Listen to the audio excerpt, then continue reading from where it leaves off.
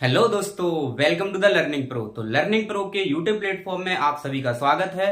तो कैसे हैं आप सब? उम्मीद है आप सब अच्छे होंगे और बहुत ही अच्छे से अपनी पढ़ाई भी कर रहे होंगे। तो जैसा कि आपको पता है, हम लोग डिस्कस कर रहे हैं यहाँ पे फोकस दूरी और वक्रता त्रिज्या में संबंध, relation between focal length and radius of curvature. तो चलिए दोस्तों, बिना किसी समय को गंवाते हुए आज की क्लास को शुरू करते हैं। तो देखिए दोस्तों, हम लोग जो टॉपिक पढ़ने वाले हैं वो फोकस दूरी और वक्रता त्रिज्या में संबंध, और वो भी हम लोग पढ़ने वाले हैं अवतल दर्पण के लिए। तो अवतल दर्पण के लिए अगर पढ़ रहे हैं तो हम लोगों ने क्या किया, अवतल दर्पण बनाया। ये जैसा कि आपको देख पा रहे हैं आप लोग, अवतल दर्पण में बाहर की सतह पर पॉलिश होती है। आप लोगों ने पिछली वीडियो में सब कुछ देखा होगा। ये इस तरह से, ये इसका फोकस, इसका सेंटर, और ये P और P डैश मुख्य अक्ष, जैसा कि आप लोग देख पा रहे हैं। तो मेरे भाई, ए बी कोई आपतित प्रकाश किरण जो कि आई मुख्य अक्ष के समांतर, ये क्या है? आपतित प्रकाश किरण। आपतित किरण क्या है मेरे भाई? आपतित किरण। आपतित किरण आई मुख्य अक्ष के समांतर जाने वाली प्रकाश किरण। रूल में हम लोग पढ़े थे कि ये किरण कहां से जाती है? फोकस से होकर जाती है। ये कौन सी प्रकाश किरण है? परावर्तित प्रकाश किरण।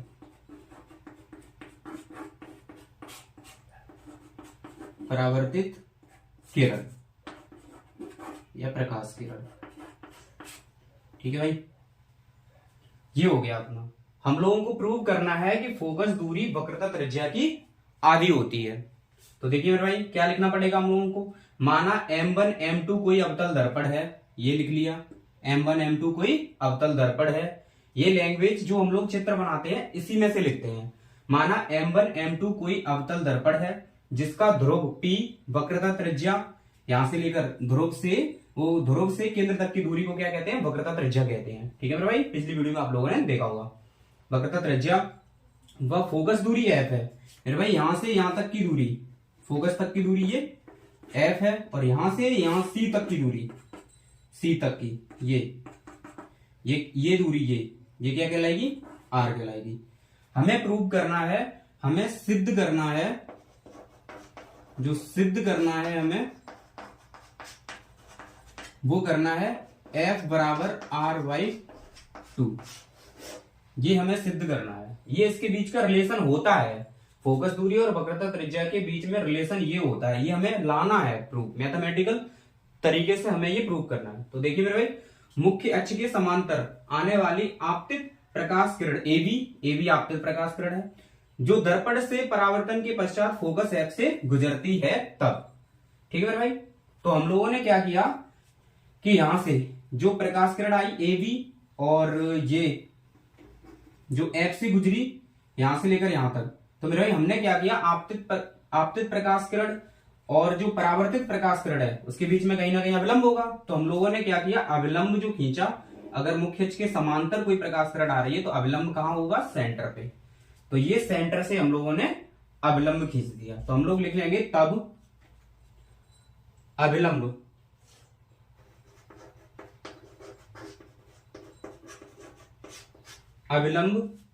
BC खींचा, BC बनाया, इस तरह से बनाया। ठीक भाई, तो जब अविलंब BC बन गया तो मेरे भाई आपतित प्रकाश किरण है, तो यहां पे क्या होगा? आपतन कोण होगा। ठीक है मेरे भाई, आपतन कोण होगा। परावर्तित प्रकाश किरण है तो यहां पे परावर्तन कोण होगा, R होगा। जबकि हम लोग जानते हैं कि I बराबर R होता है परावर्तन के नियम से।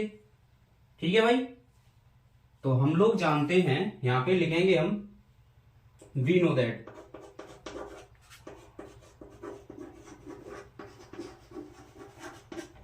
कि कोण I इक्वल टू R, यहां पे लिखेंगे परावर्तन के नियमानुसार।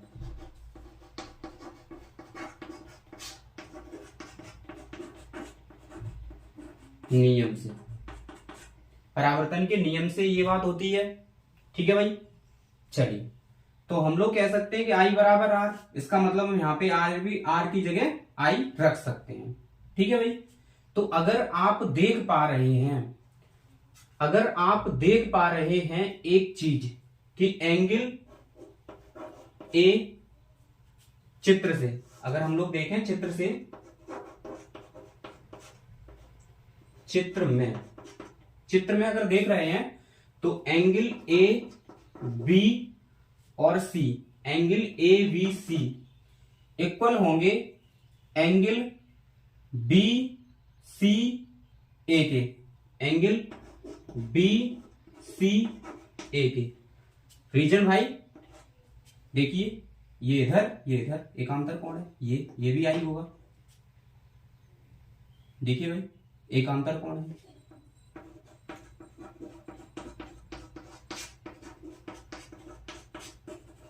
समझ पा रहे हैं आप? ये इस तरह की आकृति देखिए भाई, इधर देखिए, इधर ये शॉर्ट आई, तो ये भी क्या होगा आई। ये एंगल के नाम लिखे आप वो देख लीजिएगा, ठीक है भाई। यानी हम कह सकते हैं कि ये दोनों एंगल आपस में बराबर है और दोनों का मान क्या है, आई ही है, ठीक है भाई। चलिए आगे चलते हैं। अब हम लोग देखते हैं, यहाँ पे हमने क्या किया कि भाई यहाँ पे कर्व है, तो हमने क्या किया, एक छोटा सा यहाँ पे ये खंड, इसलिए लंब मान लिया। ये द्वारक बहुत छोटा होता है, यहाँ पे कह दिया कोई बिंदु कह दिया हम लोगों ने एन, या फिर कह दिया एन, ठीक है भाई, एन कह दिया। अब एक बात बताइए मुझे, दो समांतर रेखाओं से ये भी तो एक तिर्यक रेखा जा रही है। जैसे कि ये एकांतर कोण है, दो समांतर रेखाएं अगर ए बी और पी डैश पी दो समांतर रेखाएं हैं और उन दोनों समांतर रेखाओं को ये रेखा एक तिर्यक रेखा बीच से काट रही है, तो एकांतर कोण बनता है, बराबर होते हैं। मेरे भाई यहां देखना, अगर ये दोनों समांतर रेखाएं तो ये भी तो एक कोण बन रहा है, ये भी तो काट रही है। ये दोनों समांतर रेखाओं को, जैसे कि ये आप देखिए, ये दो समांतर रेखाएं हैं, यहाँ पे कह दे रहे हैं ए बी और यहाँ पे कह दे रहे हैं पी डैश पी या फिर पी डैश एन, कोई दिक्कत वाली बात नहीं है। अगर इसको ये काट रही है ये वाली, तो इस एंगल के बराबर हुई मेरे भाई। तो इसे बी भी तो काट रही है, बी से जो एफ तक है ये भी तो इसे काट रही है। बी से एफ तक जो इसे काट रही है ये भी तो तिर्यक रेखा इसे काट रही है। तो इसका मतलब क्या हुआ कि ये वाला एंगल भी इस वाले एंगल के बराबर होगा, ठीक है भाई। तो आप अगर ध्यान से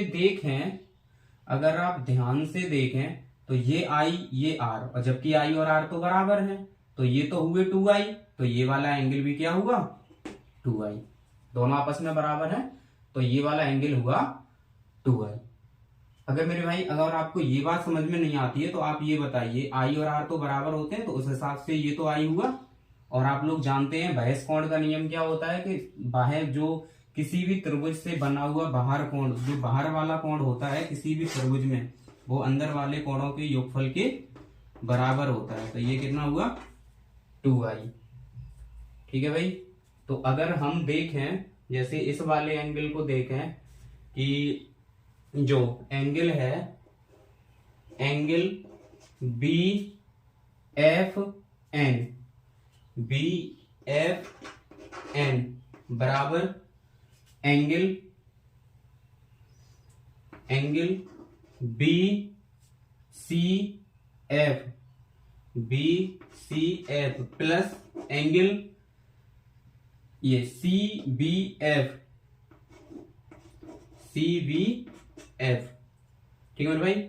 और इन दोनों की वैल्यू जो है B F N equal to, ये जो दोनों वैल्यू है ये भी आई है ये भी आई है, इसका मतलब ये कोण हो गया 2i, ठीक है मेरे भाई। चलिए तो बस अपना काम हो गया। तो दोनों त्रिभुज में देखते हैं क्या होता है। तो सबसे पहले लेते हैं त्रिभुज, ये आई ये, ठीक है भाई। इतना आप लोगों को समझ में आ गया होगा, ठीक है भाई। तो चलिए देखते हैं आगे। त्रिभुज बी सी एन में, त्रिभुज बी सी एन में, अगर त्रिभुज बी सी एन में देखें हम लोग, बी सी एन में देखें, त्रिभुज बी सी एन में अगर देखें, बी सी एन में पूरे त्रिभुज में यहां से लेकर यहां तक, ठीक है भाई। तो आपको क्या दिख रहा है, इसमें क्या लग जाएगा, आप लोगों ने त्रिकोणमिति पढ़ी होगी, इधर एंगल लंब बटे आधार, और लंब बटे आधार क्या होता है, tan होता है। तो इसमें क्या लगाएंगे हम लोग, tan। इसमें क्या लग जाएगा मेरे भाई, tan i और tan i bn अपॉन में nc, bn अपॉन में nc। ठीक है भाई, इसे दे देंगे इक्वेशन नंबर फर्स्ट। ठीक है मेरे भाई, उम्मीद है आपको यहां तक की चीजें समझ आ रही होंगी। तो चलिए आगे देखते हैं, आगे चलते हैं। त्रिभुज बी एफ पी में, त्रिभुज बी एफ पी में, तो बी एफ पी में भी tan लगेगा, लंब आधार। तो यहां पे देखते हैं, इसमें tan लगाएंगे तो tan 2i equal to bn upon में fn या nf। ठीक है भाई, ये हो गया समीकरण नंबर 2। अभी चाहे तो इसे समीकरण ना दें, आगे हम लोग और देखते हैं। अभी देखिए भाई, जब कोण अति अल्प होते हैं, जब कोण कैसे होते हैं, अति अल्प होते हैं, कोण अति अल्प हो, उस केस में क्या होता है, उस केस में जो tan i है उसे हम लोग केवल i लिख सकते हैं। ठीक है भाई, जब कोण अल्प हो तो यहां पे क्या लिख सकते हैं, केवल i बराबर bn अपॉन में nc। मैं फिर से रिपीट करता हूं, जब कोण अति अल्प हो, ये छोटे छोटे कोण बनते हैं, तो जब कोण अल्प होते हैं तो यहां पे हम लोग जो tan के साथ लिखा जाता है i, उसे क्या लिखते हैं, केवल i लिख के चलते हैं। ऐसे ही यहाँ पे जब i है तो इसे क्या लिख सकते हैं, tan 2i है तो उसे लिख सकते हैं 2i। ठीक है भाई, n अपॉन में nf। अब दे दो इसे समीकरण नंबर 1, इसे समीकरण नंबर 2। ठीक है भाई, अब देखते हैं समीकरण 1 व 2 से, यहां लिखते हैं समीकरण 1 व 2 से। समीकरण 1 व 2 से क्या करते हैं हम लोग, तो देखिए भाई, समीकरण 1 व 2 से इधर का पोर्शन हटा देते हैं। समीकरण 1 व 2 से, तो समीकरण 1 व 2 से हम लोग देखते हैं, तो समीकरण 1 में समीकरण 2 का भाग दे रहे हैं, जैसे कि हम लोग कर दे रहे हैं i अपॉन में, इधर i तो इधर क्या है अपॉन में 2i, और इधर करेंगे तो इसका i वाला पोर्शन क्या है, ये है nc अपॉन में, ये क्या है bn अपॉन में nc, सॉरी भाई nf, ये है nf। तो bn से तो bn उड़ लिया, i से i उड़ ली। ठीक है भाई, तो यहाँ पे क्या बचा, देखते हैं, यहाँ पे बचा 1/2 इक्वल टू बटे के बटे वाला ऊपर जाएगा, तो ये बन गया nf और यहाँ पे रह गया nc। ओके मेरे भाई, ठीक है। अब देखते हैं यहाँ पे दर्पण का द्वारक बहुत छोटा होता है, जब यहाँ पे लिखेंगे, जब दर्पण का द्वारक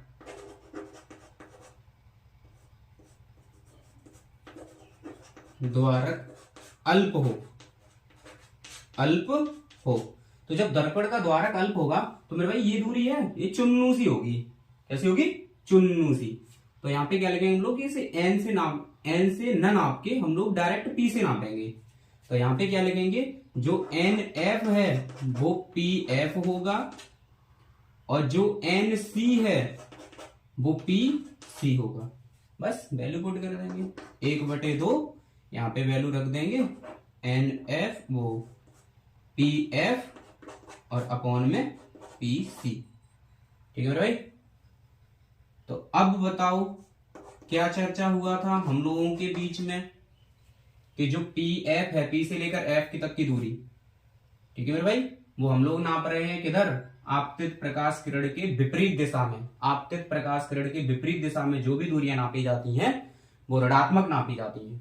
तो अगर इधर को नापेंगे, इधर को ध्रुव से सारी दूरियां नापी जाती हैं, तो उधर से नापेंगे उधर की तरफ, उधर को नापेंगे तो पी एफ फोकस है, लेकिन फोकस कैसा लिखना पड़ेगा, ऋणात्मक, अपॉन में पीसी वक्रता त्रिज्या है, ये भी कैसी होगी, उधर ही नापी जाएगी, ऋणात्मक। मेरे भाई इसे काट दिया और अब आप देख लीजिए एफ यहीं पे रह गया और ये चले जाएगा ऊपर, तो r/2 बराबर में एफ, या फिर कह सकते हैं एफ बराबर r/2। ये रिलेशन होता है फोकस दूरी और वक्रता त्रिज्या के बीच में। उम्मीद है आपको ये सब अच्छा लगा होगा और इसी तरह से जुड़े रहिए लर्निंग प्रो के साथ। और दोस्तों बहुत बहुत धन्यवाद, मात्र 20 दिनों में अपने सब्सक्राइबर 400 प्लस हो चुके हैं। तो इसी तरह से आपका सपोर्ट बना रहे, आशा करता हूं। अपना ख्याल रखिए और हमेशा मुस्कुराते रहिए। Bye bye, take care.